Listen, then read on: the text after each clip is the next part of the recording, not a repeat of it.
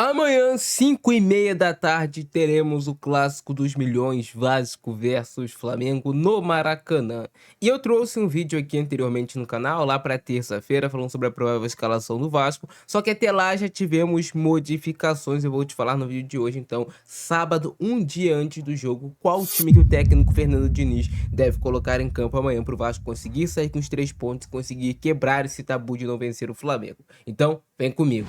E essa é a provável escalação definitiva do Vasco para o clássico de amanhã diante do Flamengo. Léo Jardim será o goleiro titular. O Vasco realmente terá novidades no seu miolo de zaga, na sua dupla de zaga, que será formada pelo Carlos Cuesta e pelo Robert Renan. É a primeira vez que eles vão iniciar um jogo jogando como titulares. Os dois zagueiros que o Vasco contratou para serem os titulares da equipe, para elevarem o nível da zaga do Vasco. Dois jogadores que têm boa qualidade técnica por baixo, principalmente o Robert Renan, que deve qualificar bastante essa saída de bola do Vasco, ainda mais jogando pelo lado esquerdo, que é o seu lado preferido. E o Cuesta é um zagueiro de bastante imposição, vence bastante duelos. A gente espera aí que o Vasco tenha uma melhora no seu sistema defensivo, e não tem jogo melhor para você testar essa defesa em um jogo contra o líder do Campeonato Brasileiro, no caso o Flamengo, que tem um ataque poderosíssimo, né? Então, eu espero um bom comportamento desses dois jogadores, porque com certeza, se eles tiverem uma grande atuação, o Vasco sair vencedor, esses caras vão ganhar uma moral absurda com a torcida.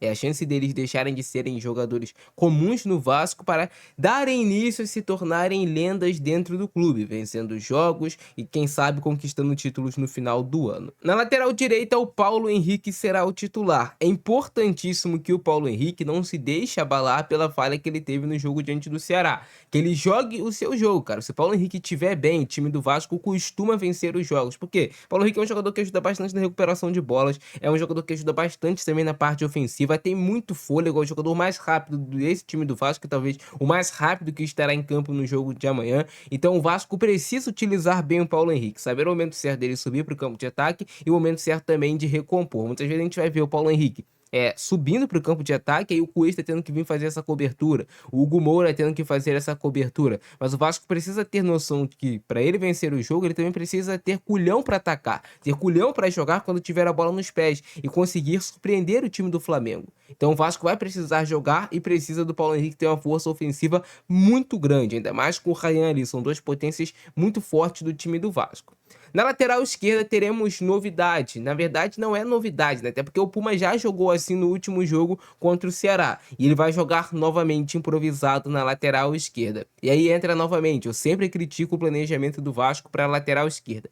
Sabiam quando renovaram o contrato do Vitor Luiz, que era um jogador completamente inútil, que qualquer técnico, qualquer pessoa que visse o Vitor Luiz jogar, não o escalaria para nenhum jogo importante do Vasco. Um jogador lento, pesado, um jogador que tecnicamente sempre foi abaixo na carreira, e no Vasco não seria diferente. Mas renovaram o contrato do Vitor Luiz no início do ano, ao invés de buscar um jogador que realmente pudesse ajudar, quem sabe um cara para brigar por posição com o Lucas Piton. O Piton segue lesionado, vai passar pelo menos mais umas 2 semanas fora de combate, então o Puma será o titular. Também tem as perguntas, cara, por que o Leandrinho não joga? Porque o Diniz não confia no Leandrinho.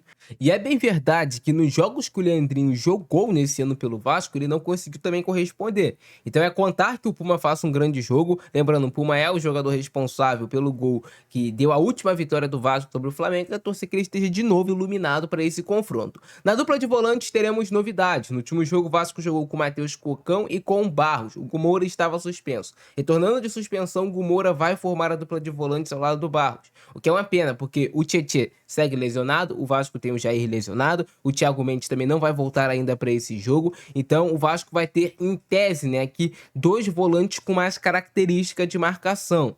É claro, tem o seu ponto positivo, você protege mais o seu gol, protege mais o seu funil com o Gumoura e com o Barros. E o ponto negativo é que talvez falte um pouco mais de chegada no ataque desses volantes, um pouco mais de qualidade técnica, aquele cara que vai enxergar o passe, que vai ter a qualidade para fazer o passe diferente, que vai encontrar às vezes um Coutinho no entre linhas e tudo mais. Então, a dupla de volantes do Vasco será o Gumoura retornando de suspensão e o Barros. O Gumoura, depois de muito tempo, voltando a jogar no meio de campo. Ele passou um longo período de jogos atuando como zagueiro após a saída do João Vitor. Então, a gente conta que o Gumoura tem um bom jogo, principalmente jogando contra o seu ex-clube. O Gumoura costuma jogar bem contra o Flamengo. E aí, o Barros também torcer para o moleque não sentir a pressão e jogar o seu futebol. O quarteto de frente do Vasco gerou muitas dúvidas durante a semana e foi muito discutido por comentaristas, foi muito discutido, eu tenho certeza, internamente também, Fernando Diniz com seus auxiliares e tudo mais, e por grande parte da torcida do Vasco. Mas a provável é o Ryan na direita como titular, o Coutinho como esse falso 9 mais centralizado, que tem muita liberdade para flutuar por todos os setores aqui do campo, principalmente pela esquerda, que ele gosta de jogar muito abaixo aqui, aparece na frente, então o Coutinho deve jogar por aqui. O Nuno vai ser mantido no time titular, obviamente jogando pelo lado esquerdo também, é um jogador importantíssimo, porque tecnicamente é uma lucidez que existe no time do Vasco para achar passe, para prender uma bola, para realmente jogar o jogo e competir tecnicamente. E a dúvida era, vai com Verratti no comando de ataque, mais uma vez contra o Flamengo? Deve ir. O Diniz deve jogar com Verratti. Muita gente pediu o Andrés Gomes para jogar, e aí o Vasco poderia mudar a sua característica, com o Andrés Gomes jogando ou pela esquerda ou pela direita, poderia centralizar o Ryan, poderia centralizar o Nuno e deixar ele como um falso 9 junto com o Felipe Coutinho, mas a tendência realmente é que o Fernando Diniz escale o Verratti no comando de ataque. O Verratti pode ser importante, pode decidir o jogo com a bola parada, pode decidir o jogo com escanteio, pode ajudar na parte defensiva.